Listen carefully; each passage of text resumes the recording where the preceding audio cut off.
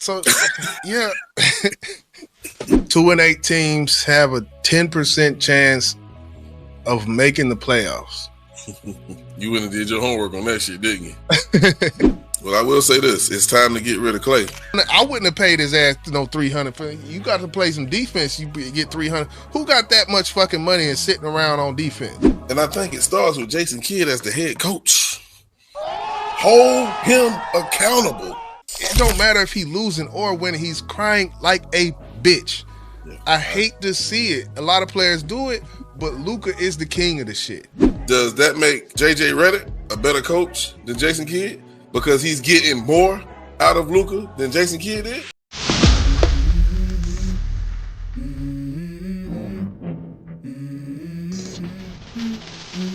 Let's go. I wake up to a little bit of drool on my pillow, feel like it's gonna be a bad day. People have spoken, and the kid is out, man. Hey. Well. I'm glad you started off by saying what you said, because that's definitely going to be a great segue into what I got to put in on this story about Mr. Nico. Take the floor. You got the floor. You got it. So, in case y'all are under a rock in Dallas, which I'm pretty sure y'all ain't, because y'all love y'all Mavs. Yeah. Is it Harrison or Harris? Nico. We just going to call him Nico for right now. Yeah. They done let the man go. The GM of the Dallas Mavericks, the man who got rid of Luka Doncic. Yeah. And, I know how you feel about that, but the reasons they pointing towards him, I feel like the reason they should point at that name you said when we opened up this broadcast. Kid. Yeah, you don't even remember saying it. You just said it so smooth. They got rid of the kid. Yeah, that's who they should get rid of. The kid. Uh-oh. Hey, go ahead. What's your reason behind that? First off, for one, just me and you talking backstage before we came on. One, Luka, he's changed his whole look since he got in LA, right? Slam down. Think LA is holding him accountable of being that superstar for the team. He's changed. He's doing a lot of different things that he didn't do maybe in Dallas. And I think it starts with Jason Kidd as the head coach. Hold him accountable, kid. You feel me? That's how I look at it. Because how many years he spent with you guys? That says a lot. And of course, I'm pretty sure LeBron got something to do with it as well. Because LeBron, that motherfucker, take care of his body, even though he right now he outside and all that shit. Yeah. But it didn't take them long to hold him accountable. If he's gonna be a leader, if we're gonna pay you these big bucks, okay, this is what you're gonna have to do. Is we're gonna get rid of your ass too. Yeah. But of course, I feel like go ahead. Got hired at the same time. Him and Nico hired at the same time. Nico gets the extension. I mean, Kid gets the extension. And I think right there, when you see Kid get that extension, I think the ownership kind of is somewhat, because a GM just don't make the decision and that shit go and that shit fly and don't nobody else sign off on it. So of course not. That being said, in the when it comes to the Kid, he's done a lot of questionable shit, and I would almost expect that change before a GM change. But I think because of the outpour, the outcry, for one from the fans, two from the standings of the Dallas Mavericks, I think these two things combined, man, it's a good scapegoat. Hey, it is. Let's think about what Nico has done since he got in Dallas. The last year prior to him trading Luka, didn't y'all go to the Western Conference Finals if I'm not Yeah. mistaken. 03-04 Western Conference champs, finals appearance next year. After that, 30-50 or some shit. Of course, Kyrie went down after Luka was gone. Uh, You yeah, talking about the West, bro? And we both talked about this in the previous video that the West is probably the strongest out of the two conferences, bro. And for yeah, him to do what he did, of course, he had Kyrie to help him. Come yeah. on, man. Come on, man. Let's examine that. They did me go wrong, bro. Let's let's examine that, okay? Because you talked about the finals, and that's something people are bringing up. Like Luka and Kyrie took us to the finals. After that, you got to think business wise. When it comes to that contract, they would have had to pay. Who would they have not been able to pay, or what would they look like 2 years after not making the finals if they would have paid Luka that $350 million? Well, okay, so you got Luka who getting the 350. I don't know how much they paying Kyrie, which I'm pretty sure I think it's a little bit below 40 million a year. I think it's like 38 or something like that. Because I remember Stephen A getting pissed off about it because they feel like Kyrie deserves it. And I think that's why they didn't give him the full 40. So you got two, and I'm gonna say superstars on your team. Okay, I don't know how much they're paying Lively, but Lively, he's still on his 4-year rookie contract. I think 22, 4 years, something like that. Well, I will say this: it's time to get rid of Clay. Yeah, and I don't know how much y'all paying him, but he need to renegotiate and say, "Look, Clay, you ain't doing shit that we thought you was gonna do. We need to cut your contract in half, or trade his ass off, bro." And I think everybody knows that Clay is not the Clay from Golden State, bro.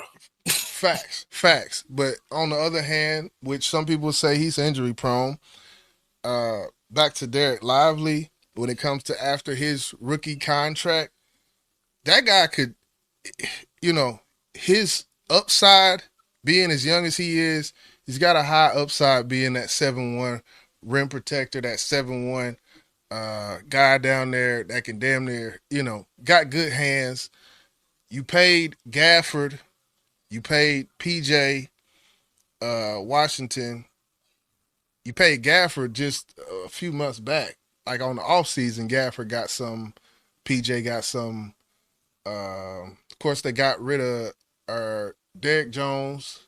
He's no longer. Tim Hardaway Jr., he's no longer. So some of these players, and that's the thing, some of these players, some of who we have now offsets kind of some of the skill sets that we had when we had got to the finals. So I can understand some of those, but with that 350 M's, man, it's like you trying to build. Where do you go from there? If Luka and Kyrie couldn't do it then, when you say their role players were better, Tim Hardaway and Derek Lively were better than maybe some of the role players they have now. If they couldn't do it with those, then it's like, where would they have went from there? If they would have remained, if they would have paid Luka that 350 and kept moving forward with Luka. So what you're saying is maybe the salary cap, they wouldn't have had enough to pay those guys if they would have signed Luka with that 350. Is that what you're saying? I don't know the specifics exactly, but I do know that's a lot of fucking money. He would have had that max contract. He didn't get it. He got 229, in which he'll be, I think in 2028, Luka will be up for max contract where he could get $418 million from the Lakers then. But he got about $100 million less, a little over $100 million, I think, less in the playing with the Lakers. Well, I really can't say what you guys would have had left because I don't know the salary cap. I don't know the contracts that was all out there and what was potential to happen the next year or the same year that they actually gave him that 350 if that would have happened. But if you got someone on your team like Luka, who is a superstar, he's almost a megastar. Yeah. You have now taken him away, okay, for AD, but you still ended up with another young star. I believe it was an up-and-coming star. He's not a star just yet. But if you would have kept him, okay, you said what would have happened, the year after? I don't think it would have been no drop-off, bro. I really don't think it would have been no drop-off. I think they would have made a way to keep some key pieces, like a Lively, like a Tim Hardaway. I don't know why y'all let go Tim Hardaway Jr., bro. I don't understand that shit. He was a great role player for you guys. But let's say, for instance, they didn't have enough to pay him. They would have found some more pieces. And I still don't feel like it would have been a drop-off because when you have Luka and Kyrie, you have a chance. You have a chance. Right. The Luka, I think I'm thinking about, and the reason why I say Nico, my dog, you got to shake shit up sometime. And the way Luka was playing, look, the amount of times I seen Luka standing straight up on defense, not just completely just there on defense.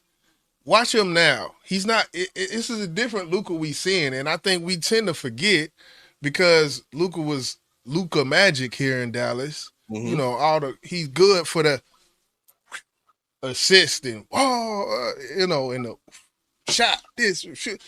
I was looking deeper at Luka, and I was like, when he left, I'm like, cool, man. I'm good with that. Let him go. He wasn't. Nah.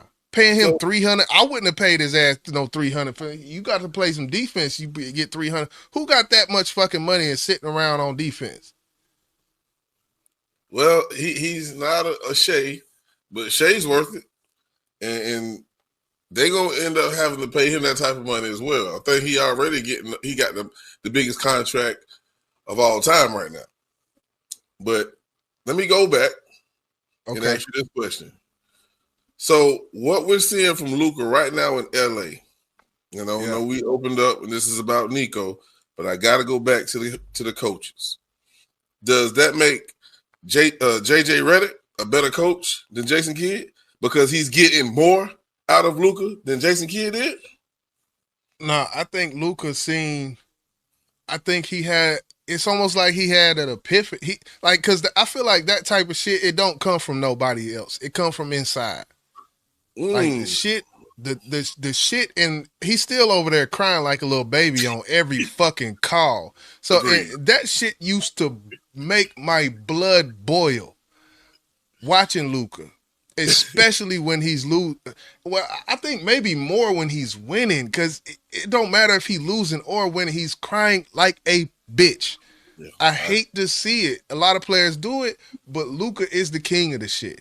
Luka and LeBron, maybe. No, but the way Luka, his attitude while he's playing, like I always said, that shit is not becoming of a leader. I think and I hope he's in LA realizing who he is and what he means to the team, and a lead by example type of thing. If Hachimura crying, you see Luka doing it, then Hachimura, hell, he might start crying like a little bitch. Like, it just, the culture of the team is the leaders, you go ahead, my bad. It's the prima donna attitude.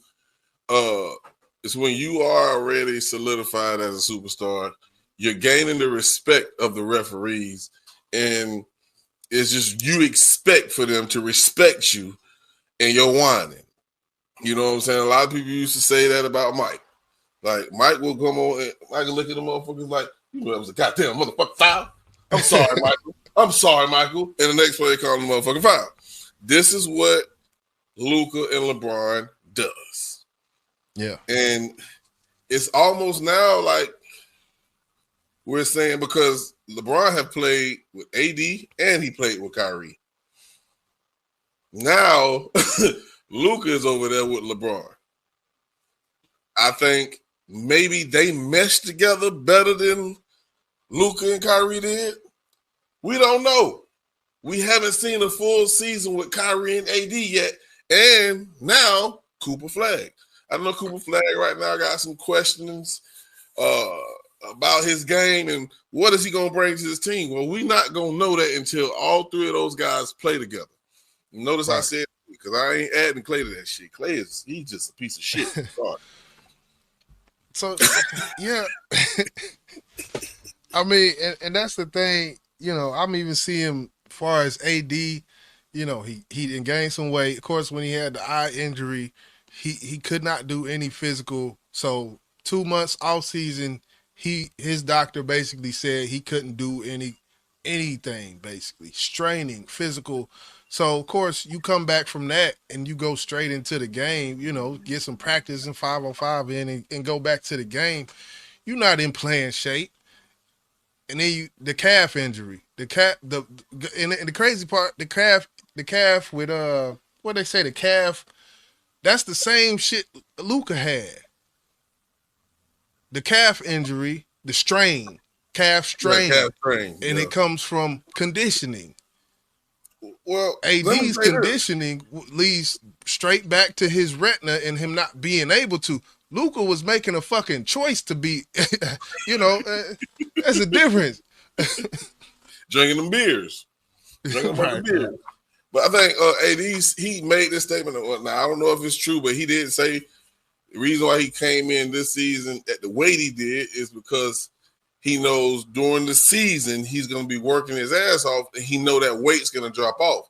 He said he normally would start the season at a certain weight, and then going into the middle of the season, he's lost a lot more weight.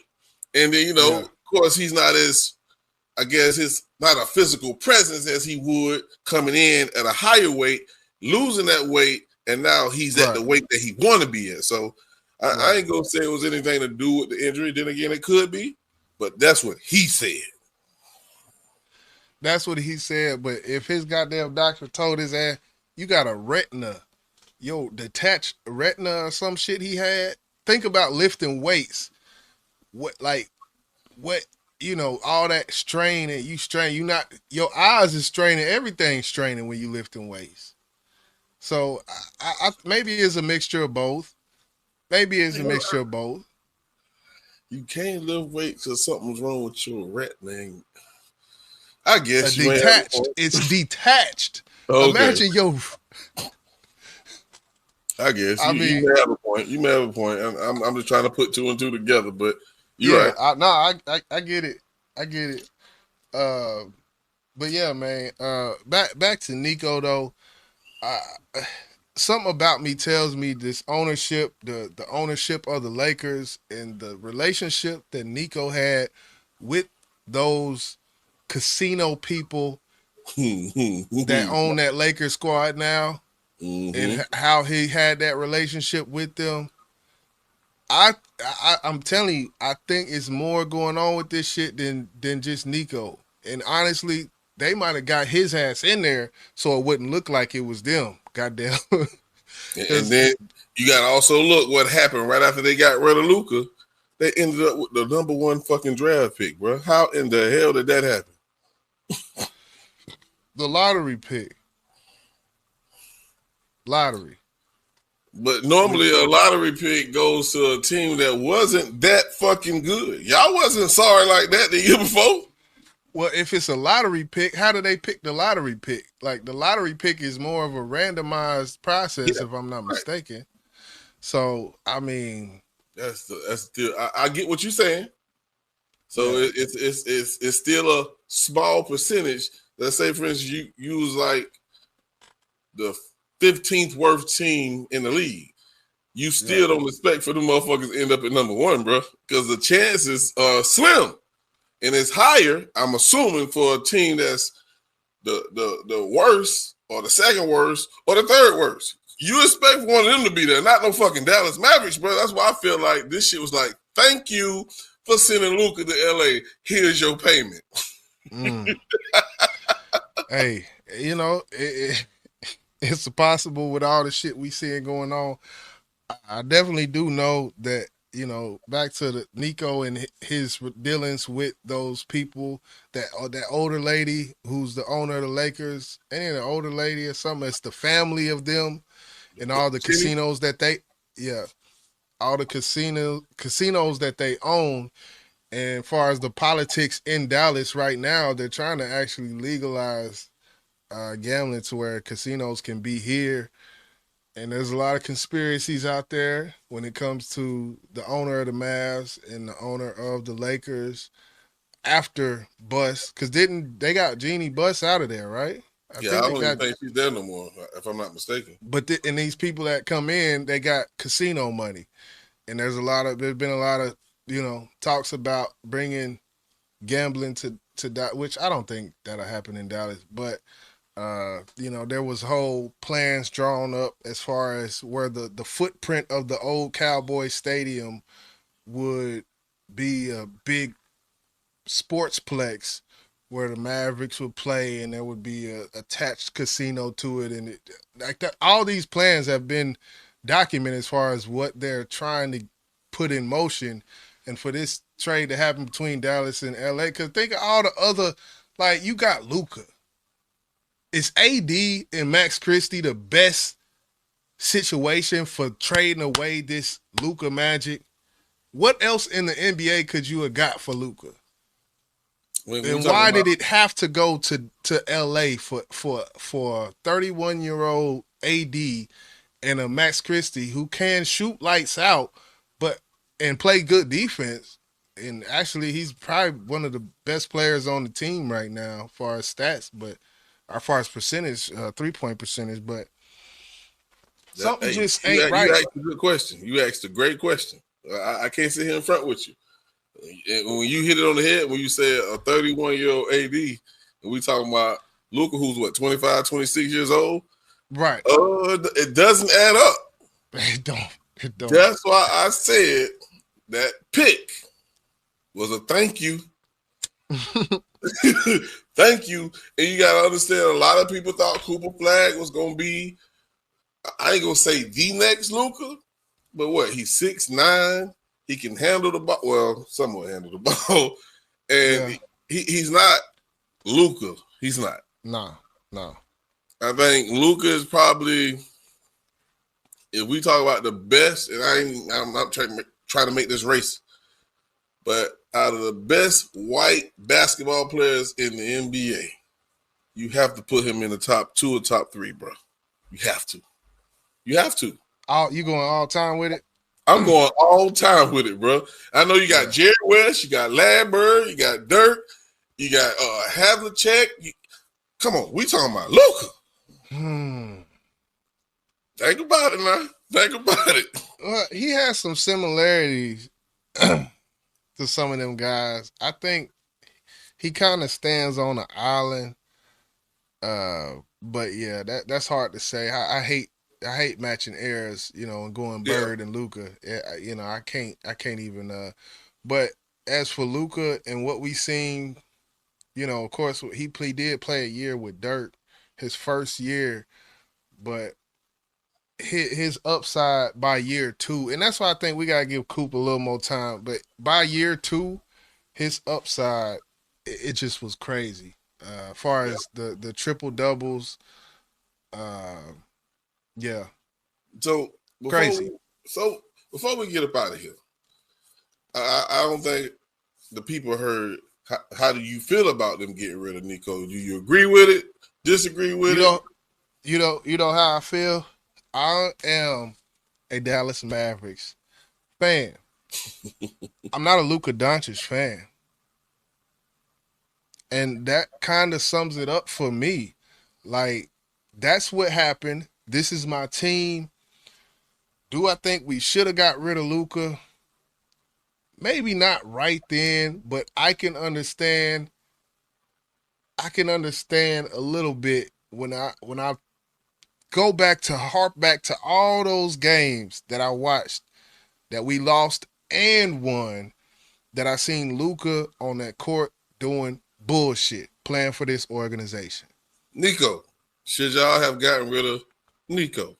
As far as Nico, firing him 10 games into the season, I don't think all the issues for our losses come from Nico. As far as the trade, it's understandable, but at the end of the day, I'm a Dallas Mavs fan, man. Mavericks motherfucking fan for life. MFFL. So it is what it is, man. That boy gone. Michael Finley and somebody else is the interim head coaches. I'm rocking with the Mavs, man. We're gonna be back once we get them boys back on. We're going 500, man. Okay.